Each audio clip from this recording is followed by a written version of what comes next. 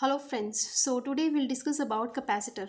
Capacitor is actually a conductor that stores the electrical charge, or we can say that the electrical energy.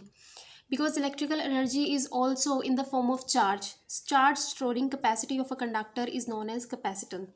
जिस प्रकार for example we have a camera flash, तो you might have observed that that flash is a very dazzling type कि for a few seconds we need a very large amount of energy, and that energy can be created by capacitor only. In the same way we have a motor or we have a fan, so in the beginning of that they require more energy, and that energy is actually transferred and carried away by the capacitor that are present in the equipment. Because किसी भी चीज़ को start करने के लिए हमें ज़्यादा energy देनी पड़ती है, उसके बाद जब वो कंटिन्यू हो जाए फिर हमें उतनी एनर्जी की ज़रूरत नहीं पड़ती. तो वो जो एक लार्ज अमाउंट ऑफ एनर्जी है which is given to the equipment to the system, that is provided by the capacitor. So this is all about capacitor. And what is the capacitance क्या है? It is the ability to hold the electrical energy. Because same thing है, electrical charge कह लीजिए या electrical energy, because electrical energy is also stored in the type of electrical charge. यानी आप किसी भी कंडक्टर की वो क्षमता जिसके ज़रिए वो इलेक्ट्रिकल चार्ज को अपने अंदर होल्ड करके रख सकता है. कोई भी कैपेसिटर है, कंडक्टर है which is acting as a capacitor, तो वो क्या करता है, अपने चार्ज को अपने अंदर स्टोर करता रहता है और the time when we need it, और जब हमें उस चार्ज उस एनर्जी की ज़रूरत पड़ती है वो क्या करता है, एकदम वो इंस्टेंटली वो जो एनर्जी है वो सप्लाई करता है. जैसे कि कैमरा फ्लैश के अंदर है ना, वो एकदम हमें फ्लैश देती है for a very nano seconds के अंदर ही एकदम ब्राइट लाइट हमें मिलती है उसके अंदर. सो कैपेसिटेंस का जो फॉर्मूला है, it is given by the ratio Q by V, where Q is the charge and V is the potential of the conductor. So here we have seen that C is equals to Q by B, but C is independent of Q. That is, C neither depend on Q nor on V. C actually depends on the dimension of a conductor and property of a medium. C ना तो Q पे depend करता है और ना ही V पे. किस किस पे? डायमेंशन ऑफ द कंडक्टर पे और प्रॉपर्टी ऑफ द मीडियम जो प्रेजेंट है उस पर डिपेंड करता है. ज़रूरी नहीं है कि अगर कैपेसिटर के फॉर्मूला के अंदर हमारे पास Q और V प्रेजेंट है तो जो कैपेसिटेंस है वो Q चार्ज पे डिपेंड करे या पोटेंशियल डिफरेंस पे डिपेंड करे. बिकॉज हमारे पास डेंसिटी का फॉर्मूला भी होता है, तो वो क्या होती है, मास पर यूनिट वॉल्यूम. पर क्या वॉल्यूम चेंज होने से या मास चेंज होने से डेंसिटी चेंज हो जाती है? नहीं, वो हमेशा फिक्स ही रहती है. So it is not important कि some parameters are present in the formula, तो that particular parameter will depend on that only. This is not the case. So here also capacitance doesn't depend upon Q or V. It only depends on the dimension of the conductor as well as on the property of the medium. So C actually remain constant. कोई भी आपका equipment होगा उसका जो capacitance होता है वो fix रहता है. What we can only change is the charge. Amount of charge store जो कर रहा है वो change हो सकता है, कम या ज़्यादा हो सकता है, या उसका potential में change आ सकता है corresponding charge change होने की वजह से.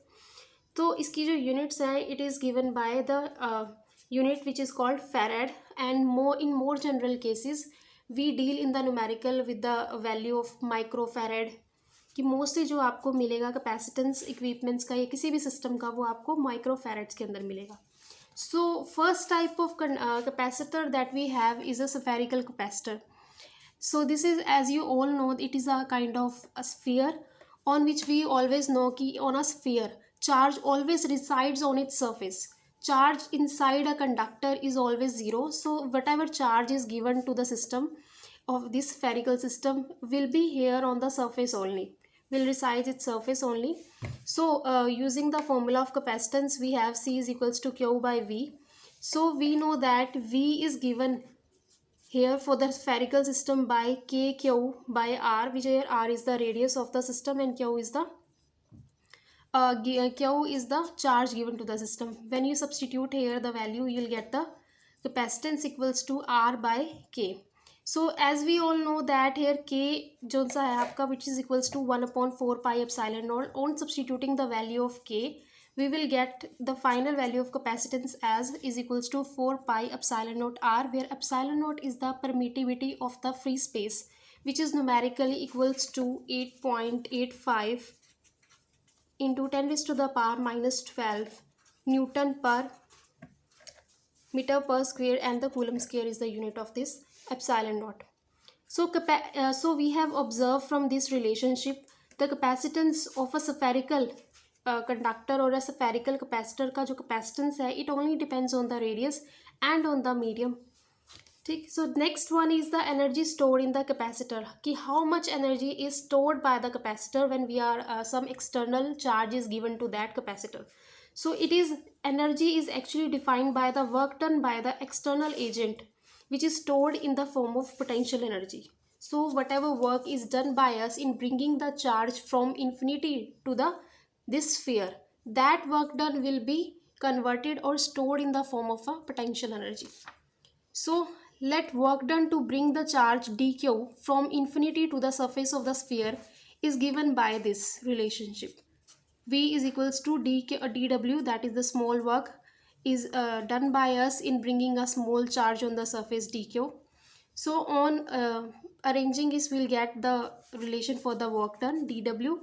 For calculating the total work done on the surface, we will only, what we are going to do, we are only integrating it between the limits 0 to capital Q. So on calculating and finally reducing the result to this form, that is we are having this potential energy Q is equals to Q square upon 2c. So we have the conductor having capacity 4 pi epsilon naught r.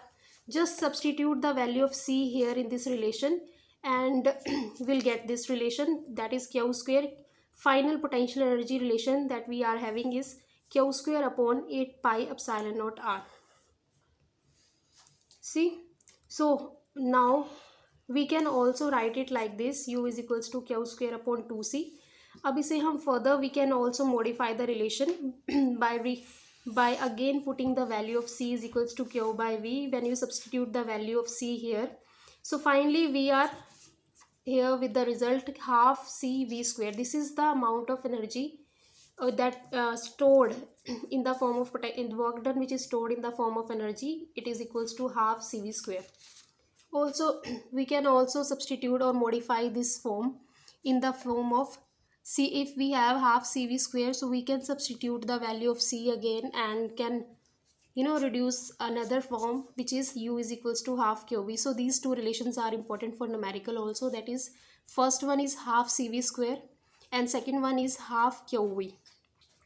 Now we have seen that we have calculated the capacitance of a spherical capacitor, which first comes out to be 4 pi epsilon naught r, and we have seen that it actually depends on the radius of the sphere and the material of the medium.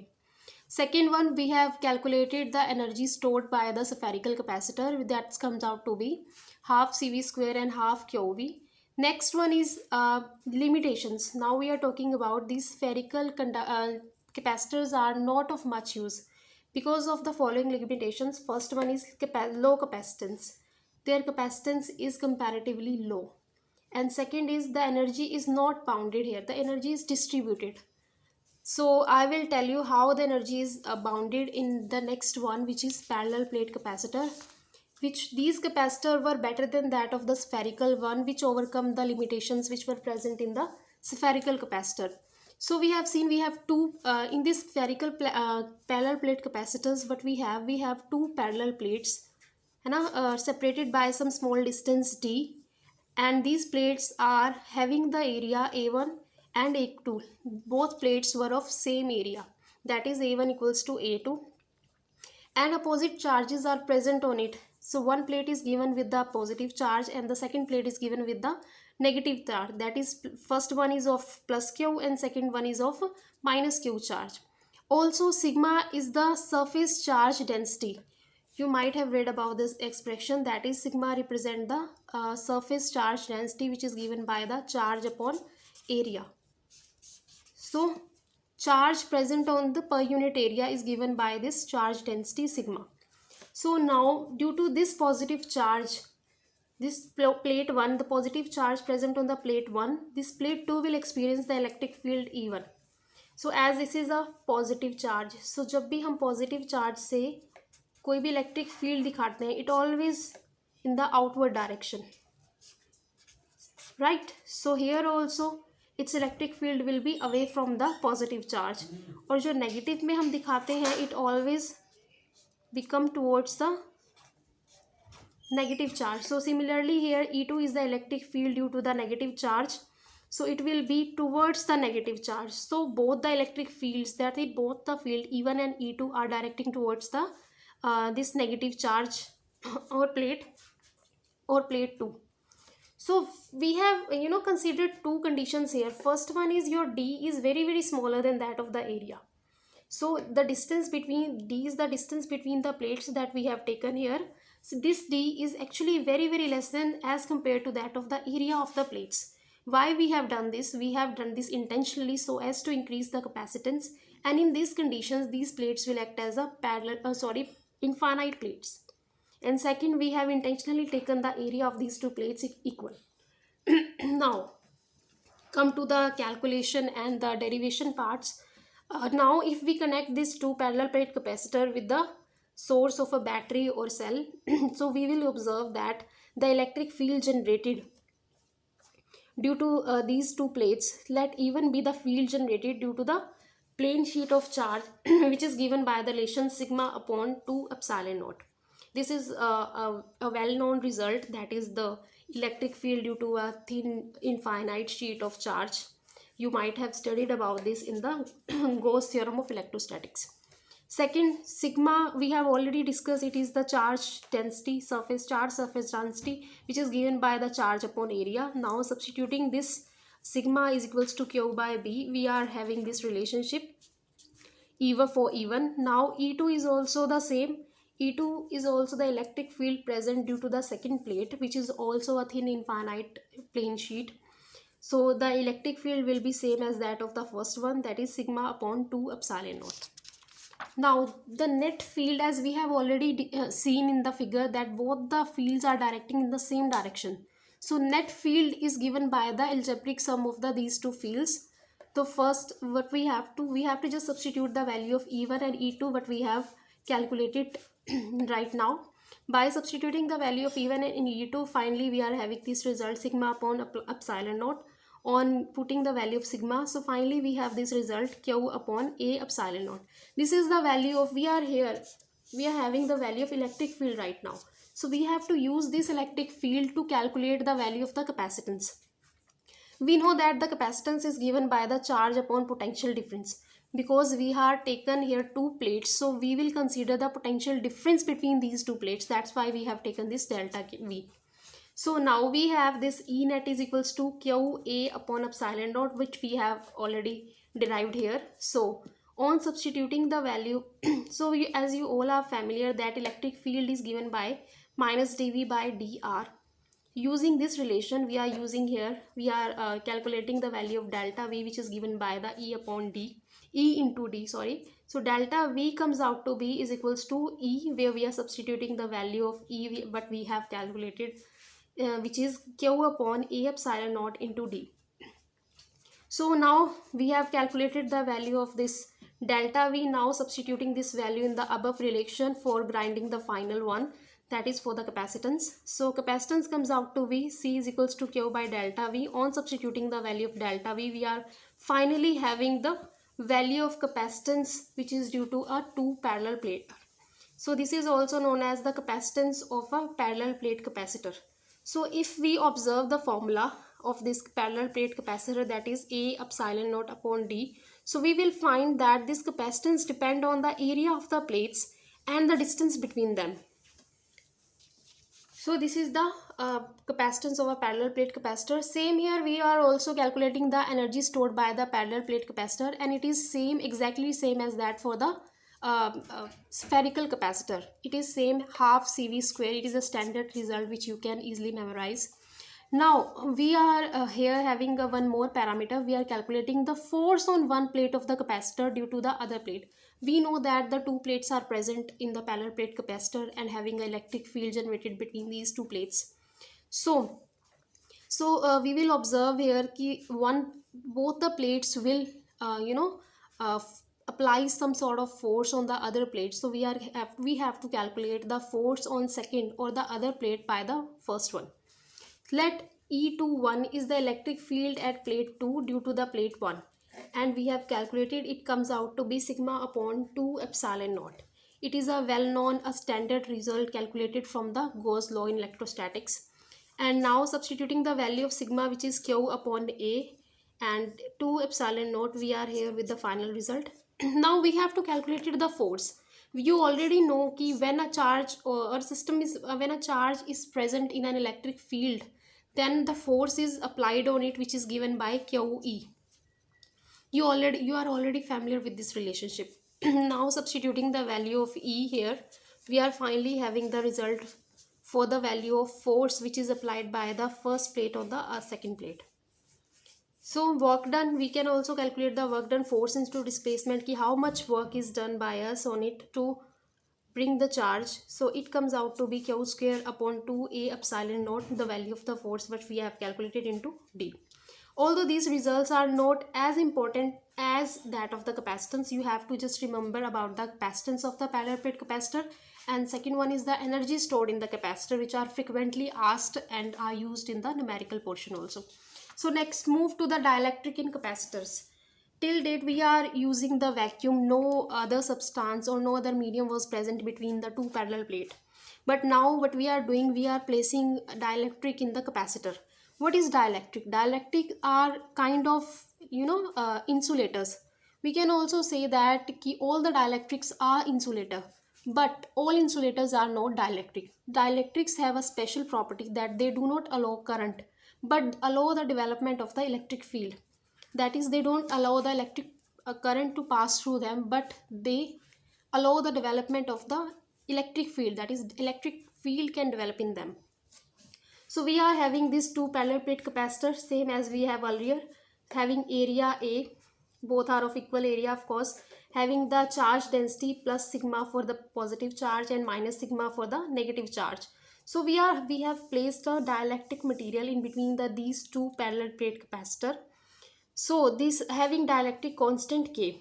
So if you observe here, so we have two type of electric field present here. First one is due to this parallel plate capacitor, that is E naught, external field due to the plates, that we have already calculated in the previous one also. But when this dielectric is placed in it, due to the polarization, you will find that negative charge will be appeared on the side of the positive one, and the positive charge will be here present or appeared in the close neighborhood of the negative one. So due to this charge, opposite charges, an opposite field will set up whose direction will be exactly opposite to that of the previous one. So due to this charge electric field, a new charge density will also be induced, that is sigma I, which is induced charge density.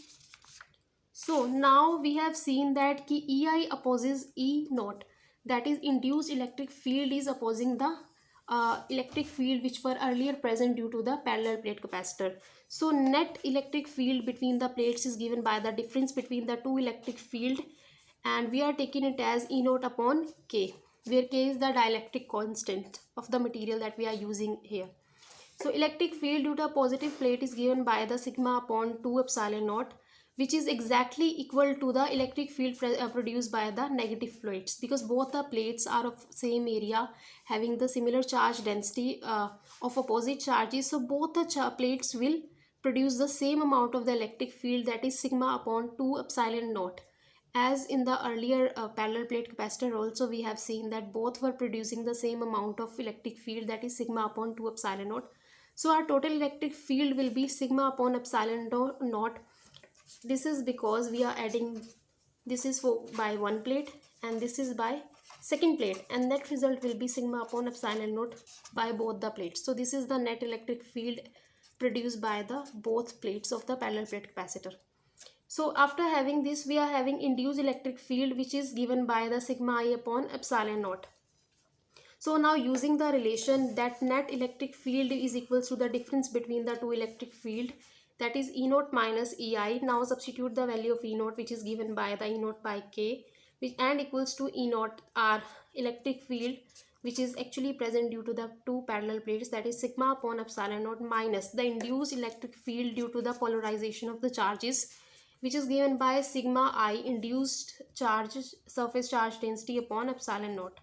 On rearranging and calculating, we are having the expression for the surface charge density that comes out to be sigma upon epsilon naught into 1 minus 1 by k, where k is a dielectric constant of the dielectric or the substance that are present here in between the plates. So now finally we are having the potential difference. As we already seen, this is the relation, this is the potential difference when dielectric was not present in that.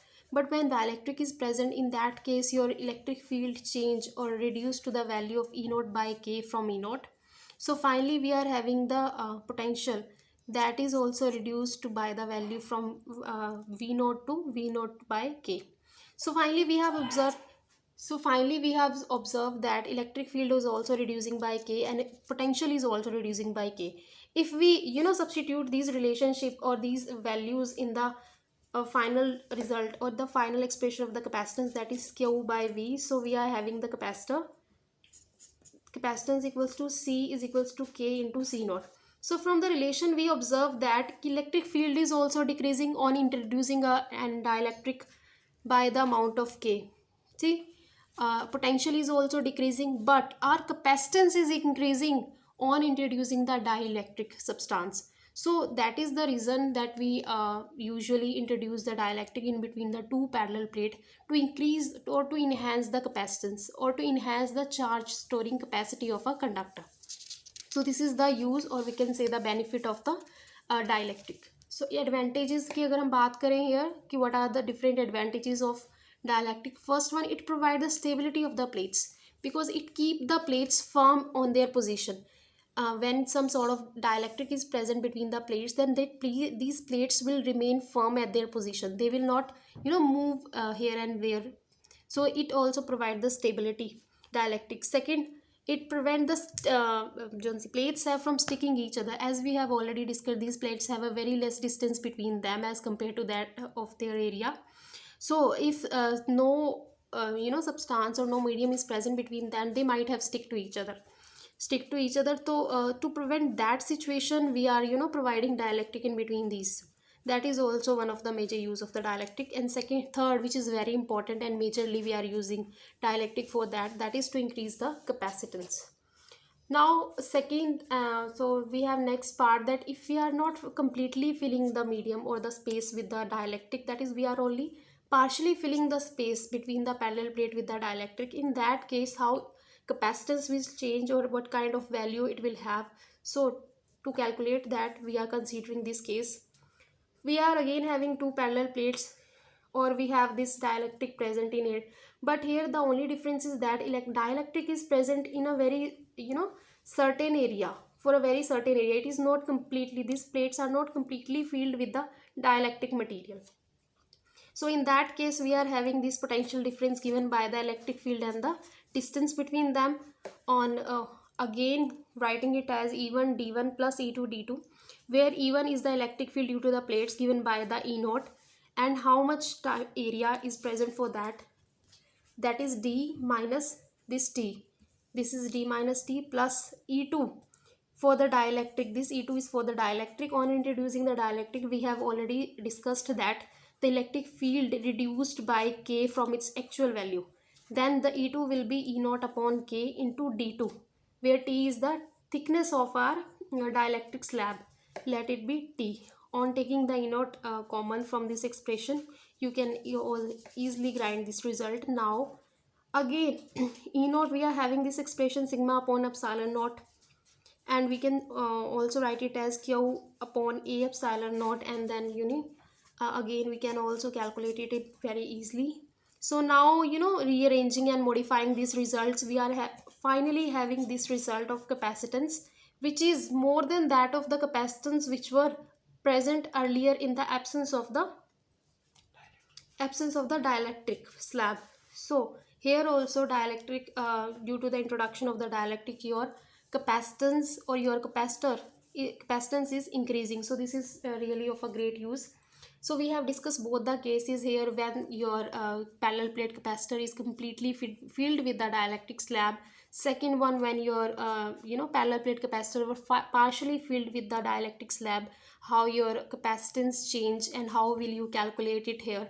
This will also be useful to you in the numericals that you are going to solve, on based on these lectures, based on this topic of capacitor. So this is all about a basic knowledge about the capacitor. Here today in this lecture I tried my best to build your base and to build the basic knowledge about the capacitor and how capacitance vary or changes. Different capacitors have different type of capacitance, etc. So thank you, hope you like the video. So if you like it, don't forget to share or subscribe my channel. Thank you so much. Science Analytica.